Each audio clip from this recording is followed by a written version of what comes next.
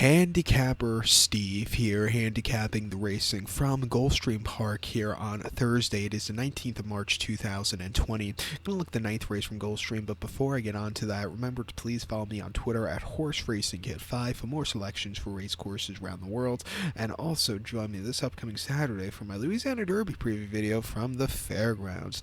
We all can't wait for that. I know I can. I've actually finished handicapping those races. If I wanted to, I could get that video live tonight, but do I feel like doing the video tonight? Not really. So we'll do it tomorrow, and hopefully that video will be up tomorrow afternoon, tomorrow evening, somewhere around there. But let's get to ninth race from Gulfstream here on this Thursday program. It's Lounge Optional Claimer Purse, $44,000. Race for State-Bred Fillies and Mares, 3-year-olds, and upwards number 1. A race of the main claim starter, which number 1, 2 races are claim price $16,000. 6 horses are going to the post. The distance of ground of 1,200 meters, or the distance of ground of 6 furlongs on the main track. 1,200 meters, 6 furlongs, main track. The top selection here, I'm going to go with the number 5 horse, the 5 horse she's all woman. I'll go 5-3-1-2 in the superfecta, 5-3-1-2 super. Top selection, the 5 horse, she's all woman. 4-year-old filly by Mucho Macho Man. Bob Hess Jr. trains one. Edgar Prado gets the mountain.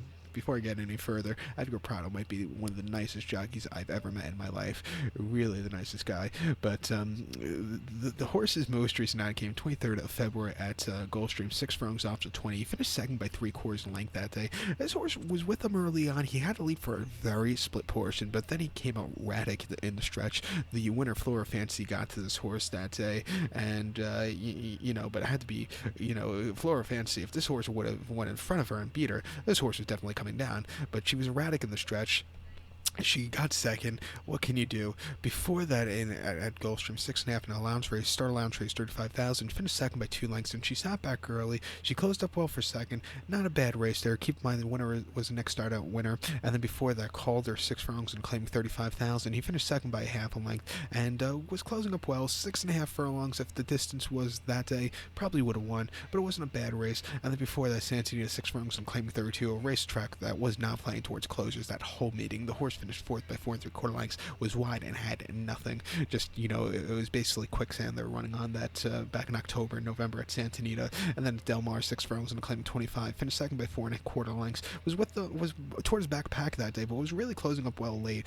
This horse has won twice. Most recent victory came at Santa Anita last April, 6 furlongs and an optional 50, where the horse won by a nose, almost on the front and all throughout. Martin Garcia, who actually rode the horse, dropped the whip that day. But other than that, she got the job done. I like her a lot. Trading well, gets Edgar Prado up. If this horse could keep a straight course, I think she could win. Let's take her. So to recap my selections as I start choking on that mineral water from 10 minutes ago, to recap my selection for the ninth from Gulfstream, gonna go with the number 5 horse, she's all woman. I'll go 5-3-1-2 in the superfecta. So that's all. Please follow me on Twitter at HorseRacingKid5. Good luck, everybody.